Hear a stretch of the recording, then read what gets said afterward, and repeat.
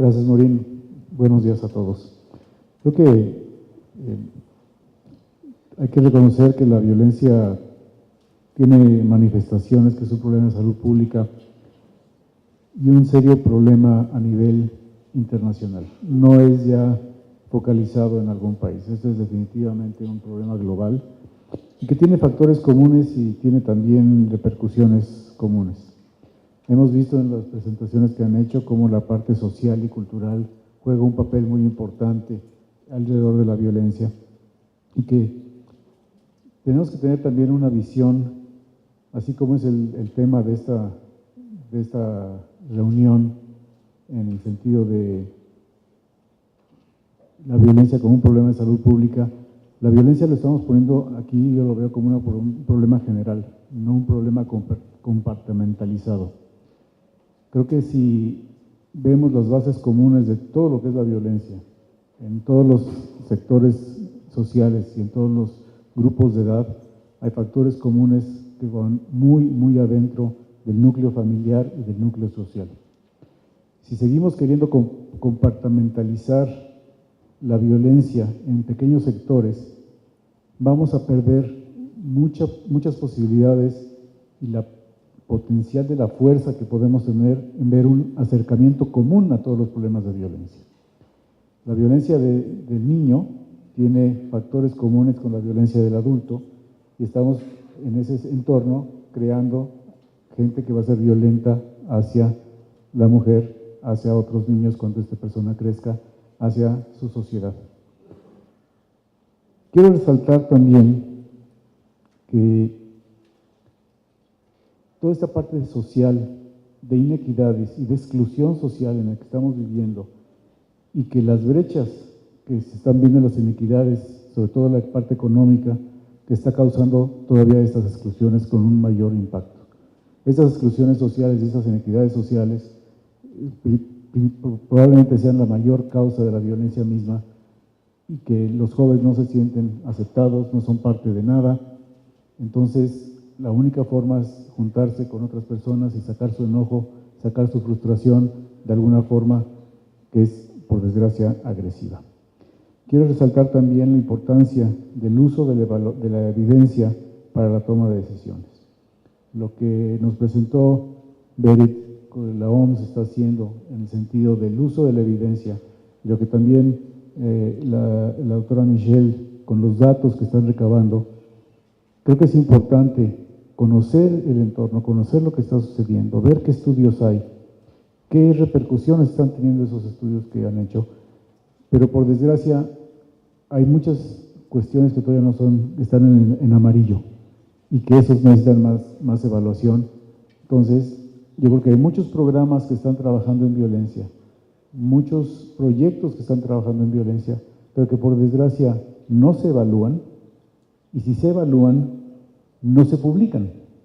Entonces, para poder conocer qué es lo que está pasando, necesitamos evaluar por personas independientes que no tengan el sesgo de una autoevaluación de un proyecto y tratar de publicar esos resultados que permitan a la comunidad internacional conocer qué es lo que está pasando, retomar esas experiencias, hacer revisiones sistemáticas y tratar de llegar con propuestas ya probadas en otros entornos que puedan ser aplicables en otros lugares con una pequeña tropicalización por las cuestiones culturales, pero creo que es importante retomar esa parte. Y esta parte de la globalización, retomo la parte del doctor Don, como una cultura tan milenaria como la China, en el momento que se occidentaliza, empieza a perder valores que eran muy, muy enraizados en sus comunidades.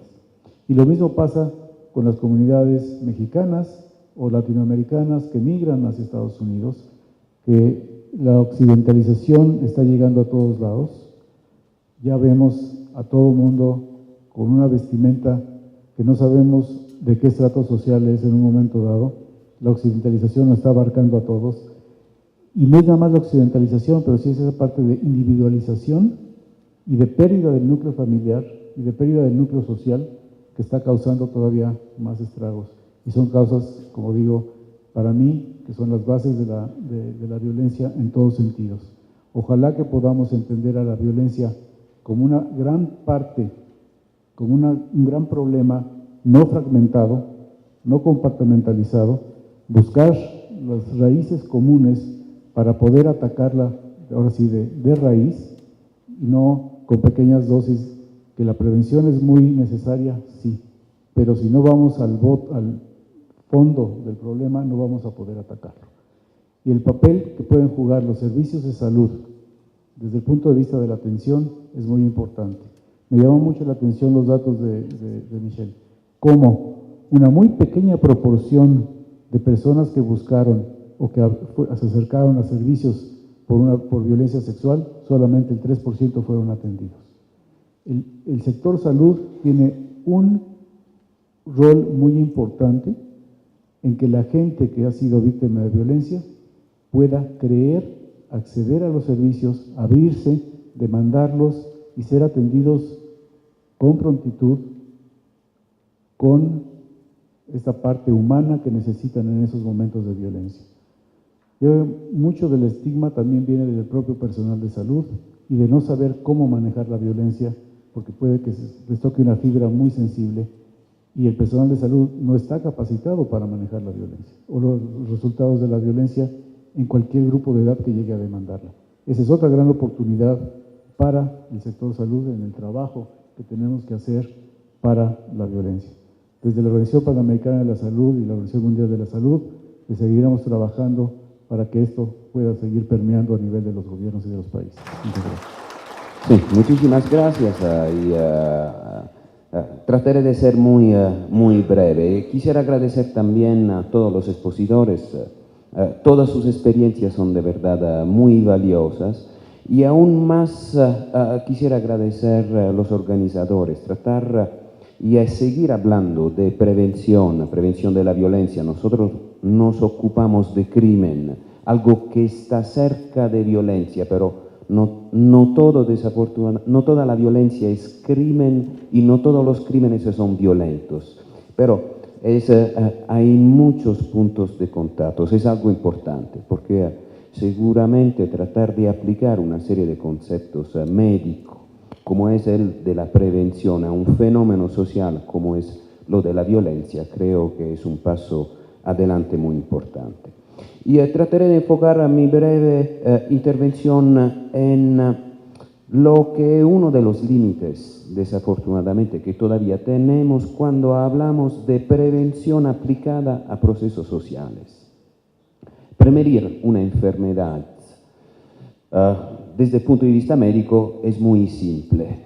Hay un enemigo, que es un virus, que es un bacterio. Desarrollamos una serie de medicamentos, de intervenciones, y lo podemos ganar. Y podemos también acompañar ese approach, ese enfoque farmacéutico con un enfoque preventivo. Cuando hablamos de problemas sociales, todo se vuelve mucho más complejo, que quiere decir violencia a veces. Depende del factor social. ¿Cuáles son los elementos que la determinan, ¿no? Para poderlos prevenir? ¿Cómo podemos intervenir también adentro de un contexto que es un contexto legal, en donde, a final de cuentas, son también y sobre todo las leyes que ofrecen los instrumentos para luchar? Por ejemplo, cuando hablamos de prevención del crimen, nosotros nos referimos siempre a indicadores de performance que están relacionados a las investigaciones, las acusaciones, los encarcelamientos. Cuando lo aplicamos, por ejemplo, desafortunadamente a la violencia intrafamiliar, vemos que esto no vale porque hay barreras sociales y culturales que impiden a la víctima de denunciar. O en algunos lugares, los mismos que deberían recibir las denuncias se rechazan a recibirlas. Yo me acuerdo de haber trabajado en un país en donde violencia de la mujer, una mujer que se presentaba en un cuartel de policía, arriesgaba que los policías llamaran al marido para que el marido pudiera completar el trabajo que había ya iniciado. Entonces, de verdad, algo bastante complicado. Y algo bastante complicado que entonces nos pone un problema importante, un desafío. Cómo desarrollar junto a los instrumentos, juntos a las experiencias, los marcos basados en evidencia que nos permiten de evaluar el impacto de nuestras intervenciones, de las estrategias que se están llevando adelante en tema de prevención. Entonces, este primer desafío, evaluación, identificación, desarrollos de indicadores que nos permitan de medir el impacto de lo que se está haciendo.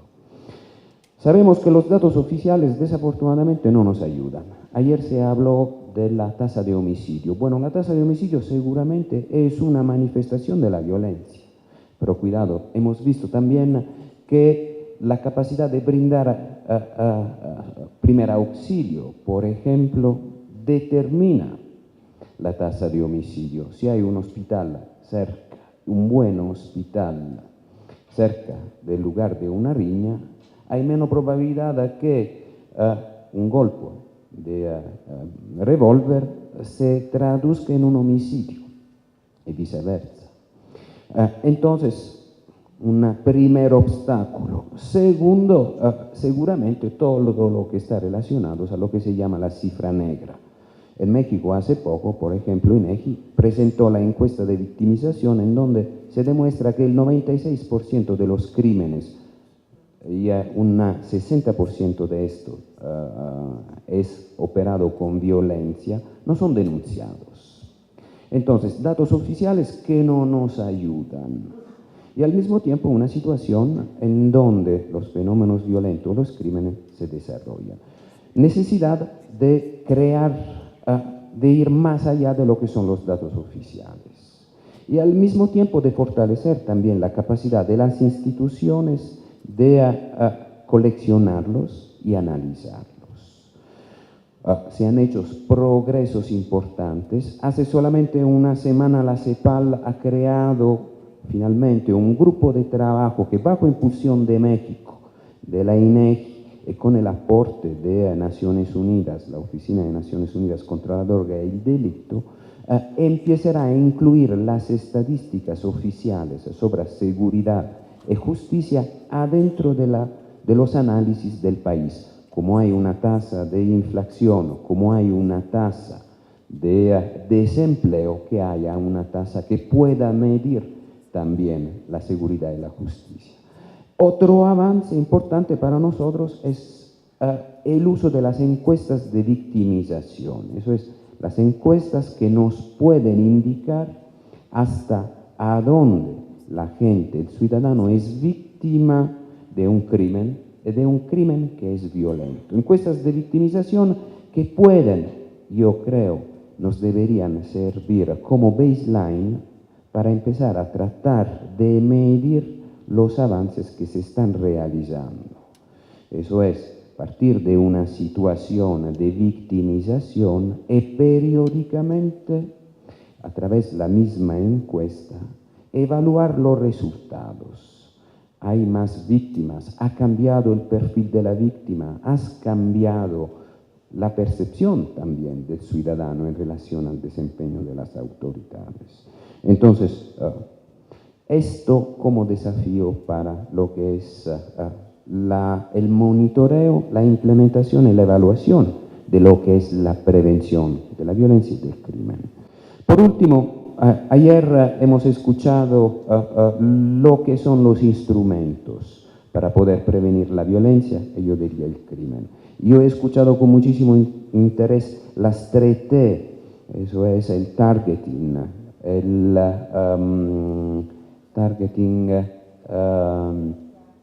tracking y la tercera, bueno, eso es el uso de la policía sobre el territorio para prevenir la violencia. Hemos también escuchado de muchos otros instrumentos que ya se están utilizando. Y desde nuestro observatorio de UNODC en México, yo tengo que decir que muchísimas municipalidades ya están implementando tanto las 3T como también programas integrados. Está aquí el alcalde de Cali, con quien tuve el placer de compartir una mesa hace 2 semanas en Mérida. Recupero de espacios urbanos, prevención a través del deporte. Todo esto son instrumentos importantes a las disposiciones, sobre todo de las instituciones a nivel territorial. ¿Por qué? Porque es importante que la prevención de la violencia, la prevención del delito sea fuertemente arraigada a su territorio, para que pueda desarrollar los instrumentos más eficaces en relación a las causas de la violencia. Y en este sentido, seguramente muy bienvenido lo que es el Programa Nacional de Prevención que el doctor Campa presentará más tarde, que se fundamenta en justamente el papel que tiene el municipio, la comunidad local, a identificar las causas generadoras, como también los grupos a riesgos, que son los jóvenes, seguramente, pero que pueden ser también a los adultos o que puede ser una situación relacionada a lo que es el espacio urbano. Entonces, es un momento, yo diría, muy importante, es un momento extremadamente enriquecedor de lo que es también el desarrollo a nivel conceptual de los instrumentos que nos permitirán de trabajar frente a la violencia, frente a la cultura del crimen, de la ilegalidad, de manera más compleja. Muchísimas gracias. Buenos días a todos. Pues yo creo que el único obstáculo entre la pausa café y es mi presentación, entonces yo voy a ser bastante breve. Yo creo, pues, los panelistas y señoras y señores, los elementos de la prensa, mi gran amiga moderadora, Maureen Birmingham, yo creo que realmente congratular al todo el Gobierno de México, a la Secretaría de Salud, a la Secretaría de Gobernación, la Secretaría de Relaciones Exteriores, a la Organización Panamérica de Salud, la Organización Mundial de Salud, y la Global Campaign for Violence Prevention, porque yo creo que esta semana de prevención de violencia desde la salud pública aquí en México va a ser crucial para lo que estamos haciendo, no solo a nivel global, pero también para México. Estamos en una conjuntura muy importante, yo creo que eso va a ser muy válido para lo que estamos haciendo. Yo realmente quiero comentar las contribuciones de Berit Kesselbeck del WHO, del Manual de Prevención de Violencia amongst Youth. Y tus puntos focales también, que eso realmente es un libro que todos lo tenemos que tener a mano para ver, porque es francamente importante, los puntos que resalta son muy importantes. Michelle Moloney Kitts from Together for Girls and Institute of Medicine on the Use of Information to define national prevention policies, data, air response, advocacy, the rights of children, and how when children are informed, they know how to go about things. The example of Tanzania was very valid. Y el doctor Dong en el rol de la cultura y la prevención de la violencia contra los ancianos. Al aproximarse a esa etapa también me parece que es muy importante que continuemos pensando de manera global y actuando de forma local. No se pueden tomar decisiones sin tener la participación de las comunidades a las que queremos llegar, y también me parece los aspectos culturales, lo diferentes que son y los impactos y los errores que podemos cometer si no tomamos eso en consideración. Y de México, claro, Teresa Gorta, that I send my love to her, en el papel de los deportes en la prevención de violencia contra los jóvenes. Muy importante el programa que estamos haciendo y se puede aprender mucho de todos los puntos que nos han resaltado también. Los puntos muy salientes de nuestros amigos Francisco Becerra Posada también y Antonio, nuestro amigo de ONDC, que han enfocado en varios otros aspectos. Pero claro, venido de UNICEF, a mí yo voy a tener que enfocar en los puntos de la infancia. Y entonces yo creo que yo en realidad he trabajado 27 años en todos los países, África, Asia, Europa, América del Norte, en países como de Sudán, Liberia, Nepal. Yo he visto violencia y el efecto que es violencia, no solo en la infancia, pero también en toda la comunidad, en todo el país. Y entonces violencia genera más violencia.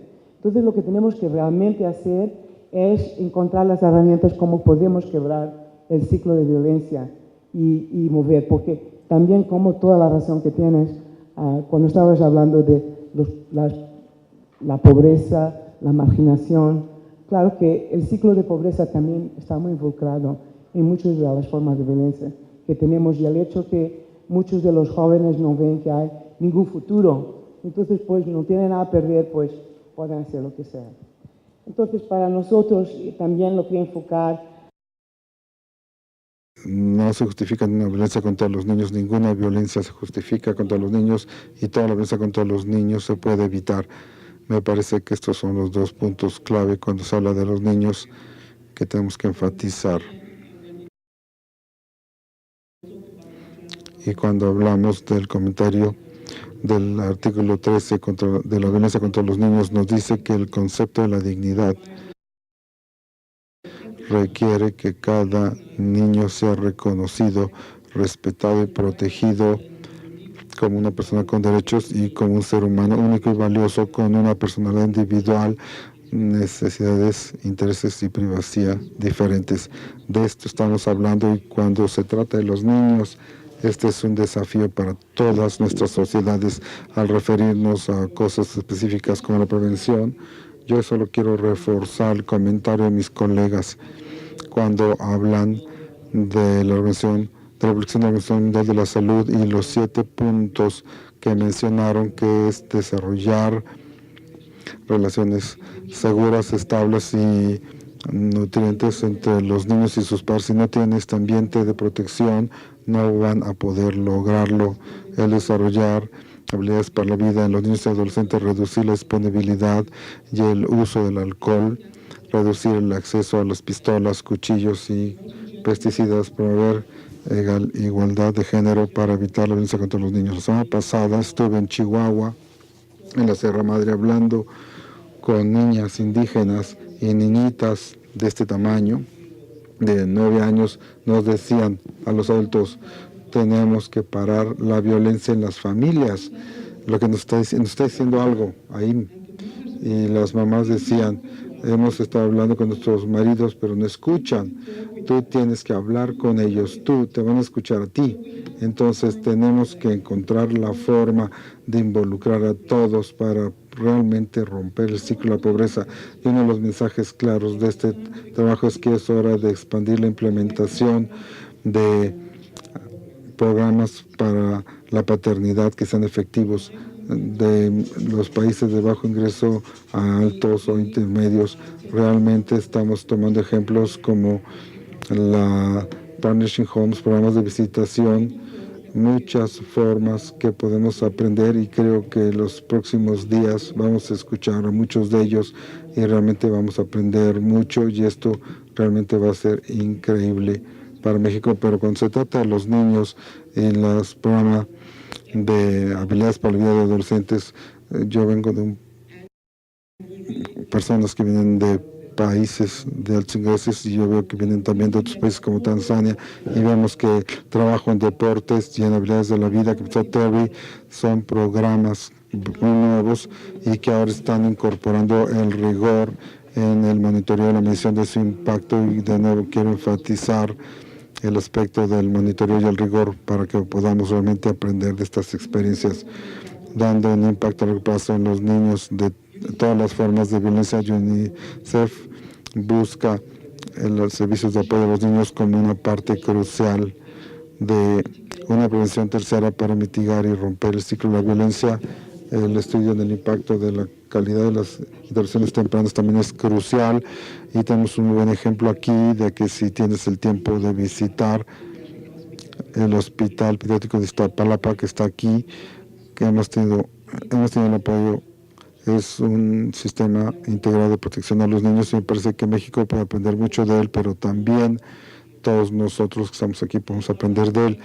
Ahora quiero decir una cosa final que es muy importante tanto para este panel y los siguientes, y es que la importancia de tener claridad en la relación con el alcance y el significado de las intervenciones para evitar la violencia, una nueva forma de pensar y cambios en la política, en la prevención social de la violencia y el delito son bienvenidos, como es el enfoque de la necesidad de invertir en infraestructura social y oportunidades para involucramiento de la sociedad y alternas a la violencia. Por esto se ha visto pensando y planeando no son para mejorar la infraestructura social en comunidades en desventaja, los espacios seguros para deportes, actividades culturales, capacitación vocacional. Es importante tener claridad y la expansión de la educación es una meta en sí para el derecho de los niños y adolescentes a la educación. A veces nos olvida que de hecho los niños tienen estos derechos y que es la protección de estos derechos la que debemos considerar cuando estemos analizando programas que se dedican a los niños, si no arriesgamos a estigmatizar a toda la población adolescente a lo largo de las líneas de darle educación y deportes para evitar que se vuelvan delincuentes. Ese no es el punto. En lugar de garantizar un acceso igualitario a una educación de calidad perspectiva, las actividades de entretenimiento y de deportes son para ayudarles a desarrollar su potencial pleno como ciudadanos productivos y creativos.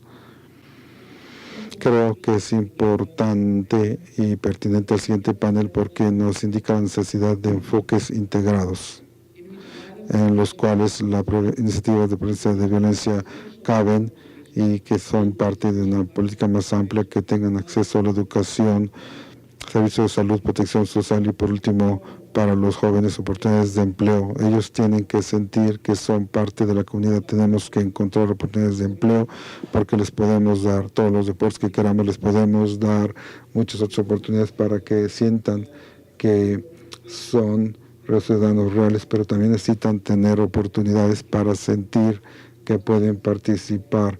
En México decimos México en paz, México incluyente o México en correspondencia global. Por lo tanto, estoy de acuerdo con todos los colegas acerca de la necesidad de más rigor para establecer parámetros para medir el impacto de la prevención de la violencia. Creo que este evento y el siguiente en esta semana van a ser contribuciones importantes para impulsar las ideas en ese sentido, pero no se olviden de los niños que necesitan enfoques diferentes. Muchas gracias.